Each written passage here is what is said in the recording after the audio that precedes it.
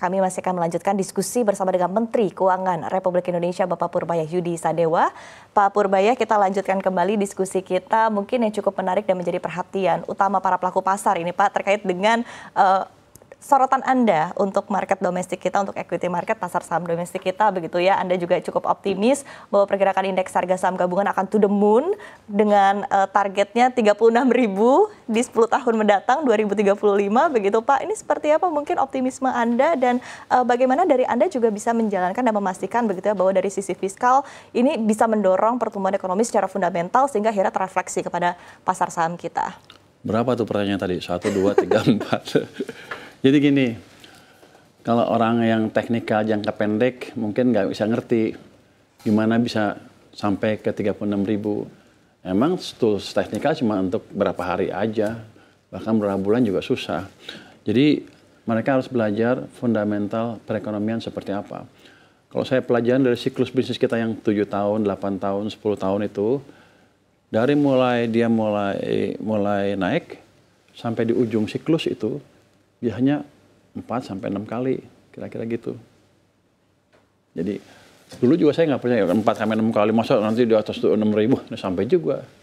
Kayaknya seperti itu deh behavior ekonomi dan pasar saham kita. Jadi kalau kita bisa ciptakan siklus bisnis yang ekonomi yang tumbuh terus sampai 10 tahun, itu harusnya dia 4-6 kali. Kalau saya sekarang mungkin awalnya 7.000, kalau 4 kali udah 28.000, 42.000 kan. Jadi antara itu. Jadi bukan suatu yang mustahil kalau kita siapkan pertumbuhan ekonomi yang kontinu dan tinggi. Apalagi kemarin-kemarin kan tumbuhnya cuma 5-6 maksimum kan. Rata-rata mungkin 5,5, 5,25% sepanjang 10 tahun, 20 tahun terakhir. Kalau kita ciptakan pertumbuhan ekonomi atas 6%, gambarannya akan beda. Bukan karena goreng-gorengan naiknya, tapi karena fundamental ekonominya naik sehingga perusahaannya jadi besar dibanding sebelumnya. Sehingga nilainya di pasar pun naik sesuai dengan perkembangan size dari perusahaan itu. Itu yang terjadi sebetulnya. Baik. Anda juga menyampaikan begitu ya bahwa akan memberikan insentif jika saham goreng-gorengan ini dihapus gitu ya, dibersihkan begitu ya, artinya pergerakan saham-saham kita memang lebih cenderung kepada fundamental begitu. Nah, benchmarknya sendiri akan seperti apa dan mungkin insentif yang akan diberikan juga akan seperti apa? Kalau saya amatin selama berapa puluh tahun di pasar modal, itu saham sering banyak yang digoreng. Cuman kalau ada yang ketangkep pun nggak pernah dihukum. Jadi penggoreng itu ada terus di capital market. Yang rugi adalah investor kecil ketika mereka invest di saham yang nggak naik, tahu-tahu kan goreng kan udah naik dijatuhin kan jeder, uang mereka hilang, jadi banyak mereka yang jadi korban. Itu yang mencegah atau menghalangi pertumbuhan kapital mereka kita dengan maksimum karena orang takut. Mereka pikir yang bisa masuk ke pasar saham adalah orang yang canggih betul, yang punya teman penggoreng dan lain-lain. Nah, kalau itu dihilangkan, mestinya akan banyak investor retail atau yang lain-lain yang berani masuk ke pasar saham. Itu akan menggelembungkan pasar saham dengan signifikan. Apa indikatornya kita lihat aja nanti. Berapa orang yang dihukum oleh bursa atau OJK dalam setahun 2 tahun ke depan. Kalau nggak ada, berarti mereka nggak ngapa-ngapain. Kan kelihatan sekali siapa yang goreng, siapa yang nggak. Mereka tahu kok datanya. Saya di pasar modal waktu itu juga tahu siapa yang main, si ini. Tapi biasanya ada yang dapat. Itu nggak selalu sulit mereka deteksi kalau mereka mau. Jadi saya lihat keseriusan mereka dari situ.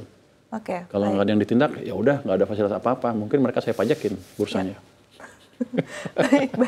Baik. Nah, pernyataan Anda yang lain juga cukup ramai begitu. Ini kemarin berkaitan juga dengan moratorium cukai rokok begitu ya. Ini juga ada pro dan kontra begitu Pak. Ada yang cukup ada yang pro dan juga ada yang kontra begitu. Mungkin secara regulasi sendiri seperti apa, kapan targetnya untuk regulasi moratorium ini akan keluar secara resmi ke depannya Pak? Kan itu cukai rokok diumumkan setiap berapa setahun sekali kali ya. Yang saya lakukan saya diam aja. Saya kan nggak rubah. Untuk yang besar-besar ya tetap aja sebesar tadi 57% kalau nggak salah ya. Jadi saya panggil para pengusaha besar rokok yang tergabung dalam Gapri kalau nggak salah namanya.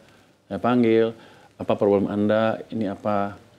Terus kalau tarif jadi masalah, Anda mau tarifnya seperti apa. Saya tawarin ke mereka loh. Ya. Jadi mereka yang ngambil keputusan tuh. Ya Pak, mereka bilang nggak naik saja sudah cukup. Anda yakin sudah cukup? Udah cukup. Ya udah saya nggak naikin. Ya. Udah deal ya, deal. Saya ketawa habis itu, hahaha. Padahal saya menurunin. Wah kalau saya turun, ya enggak, udah selesai. Tapi saya jamin ke mereka, marketnya dijaga dalam pengertian rokok ilegal akan diberantas dari pasar. Ternyata sebagian pembuat produsen rokok ilegal itu adalah orang dalam negeri juga. Ya, pengusaha kecil. Jadi akan kita, enggak kecil-kecil amat, gede. Kecil mereka tuh puluhan miliar, bukan bukan UKM loh. Jadi kita akan masukkan mereka ke sistem yang saling menguntungkan antara mereka bisa hidup, yang besar hidup, yang lain juga bisa hidup, tapi dalam sistem yang legit, nggak ilegal gitu. Ya. Saya akan tawarkan seperti itu. Itu sedang diskusi dengan beberapa pusat-pusat tempat ilegal. Nanti once itu udah setujuin, kita akan eksekusi. Itu yang masih dalam proses, yang mungkin akhir tahun akan jalan. Desember udah jalan tuh. Once itu udah jalan, ya sudah kita jalankan itu.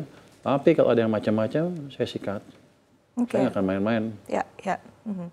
Untuk kategorinya macam-macam sendiri seperti apa begitu detailnya, Pak? Ada kan kelas-kelas saya nggak berapa tahu SKT ini ada sehari berapa juta, berapa bisa produksi berapa. Itu yang akan diatur berapa cukainya. Sesuai dengan penggolongan seperti itu. Jadi ada juga protes. Kalau gitu Anda membuat masyarakat hidupnya tidak sehat.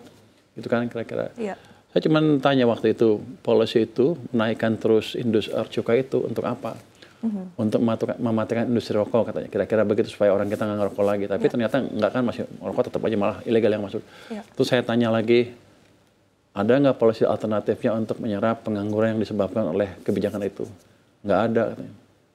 Kan nggak bisa begitu. Kita menimbulkan keresahan tanpa obat. Jadi saya bilang ya udah kita buat balance dulu sambil nanti siapa Kementerian Kesehatan atau siapa yang bisa mikirkan apa lapangan kerja pengganti untuk menyerap tenaga kerja yang nganggur gara-gara perusahaannya ditutup misalnya. Oke. Jadi kita harus kebijakan itu harus balance. Kemudian kalau kita berbicara juga, mungkin kita beralih ke informasi lain, begitu, topik lain, begitu. Kita berbicara mungkin target dari investor yang sempat meragukan karena kebijakan fiskal agresif ini dikhawatirkan bisa mendorong defisit lebih dari 3% dari PDB begitu. Padahal sebetulnya Anda juga menyampaikan begitu bahwa memang target 3% masih sesuai begitu ya. Nah, bagaimana mungkin cara dari Anda untuk meyakinkan investor khususnya asing dan kemudian mereka bisa menempatkan modal di Indonesia ke depannya? Yang pertama untuk tahun 2025 saya tidak merubah anggaran. Nggak ada fiskal agresif. Yang saya lakukan adalah memanage uang dengan lebih bagus sehingga tidak mengganggu perekonomian, bahkan bisa mendorong perekonomian dengan kondisi anggaran yang ada. Mungkin nanti ada sedikit naik sedikit itu biasa, tapi akan jauh di bawah 3%. Saya nggak membuat anggaran yang di atas 3% tahun ini maupun tahun depan. Karena saya tahu Anda dan teman-teman media asing, teman-teman Anda juga semua sedang melototin saya, si Purbaya ngapain? Dia tahu fiskal apa enggak? Jangan-jangan di atas 3% bentar lagi. Enggak. Kita akan tetap jaga di bawah 3% semaksimal mungkin. Tapi begini, fiskal ekspansi bukan kita lakukan dengan membesarkan defisit. Dorongan dari fiskal ke ekonomi saya upayakan lebih besar dengan cara tadi memaksimalkan belanja pemerintah di sistem perekonomian tepat waktu, tepat sasaran, nggak bocor. Yang kedua, memanage uang tadi supaya tidak mengganggu sistem perekonomian. Itu dampaknya signifikan sekali. Jadi saya berusaha menghidupkan dua mesin ekonomi, private sector dan government. Uang tadi itu sebenarnya di bank kan, tapi itu sebenarnya mendorong private sector. Yang government saya akan paksa belanja lebih cepat, kalau nggak uangnya saya ambil itu ngancem aja. Tapi kalau nggak saya ambil betulan.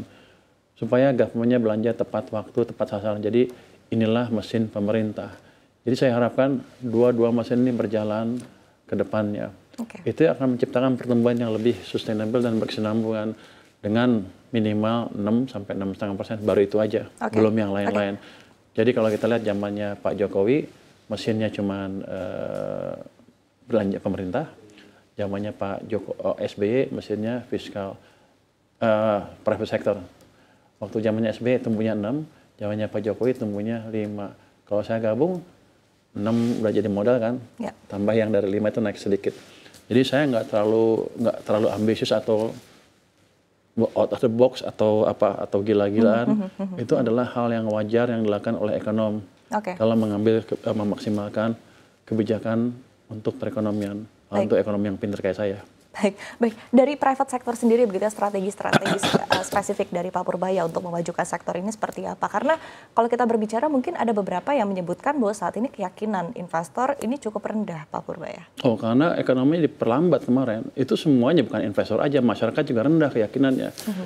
Makanya ada demo besar-besaran itu. Kita rubah policy ini untuk mengembalikan optimisme ke masyarakat, tapi disertai dengan tindakan-tindakan nyata yang betul-betul membalik arah ekonomi. Saya yakin akan balik dengan cepat. Satu ya, saya gelontor uang ke sistem. Udah mulai jalan private sektornya.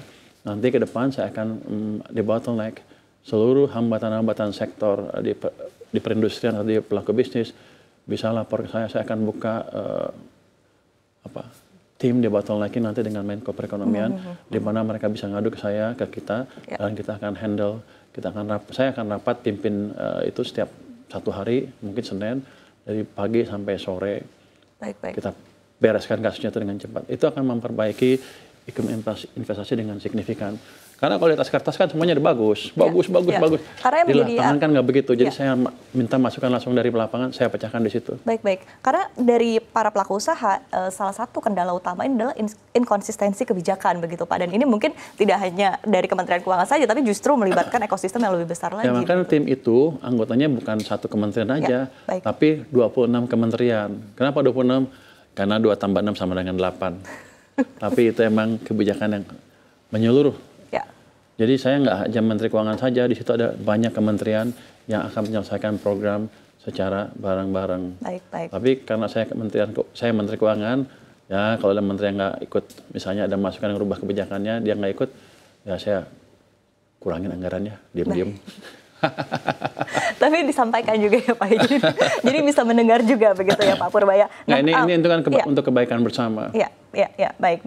Nah, seberapa jauh dan seberapa optimis Anda melihat bahwa berbagai kebijakan Anda ini bisa terefleksi kepada pertumbuhan ekonomi secara angka? Tadi Anda menyampaikan 6% begitu ya. Apakah di tahun 2026 kuartal 1, kuartal 2 atau seperti apa? Kalau menurut prediksi tim dari Departemen Keuangan, sudah mulai ada perbalikan arah ekonomi. Kemungkinan triwulan keempat tahun ini tumbuhnya akan 5,5% ya. Triwulan ketiga akan turun karena perlambatan yang terjadi kemarin kan, dan karena demo yang besar itu. Triwulan keempat akan 5,5. Triwulan ke depan saya harapkan akan tumbuh lebih cepat lagi.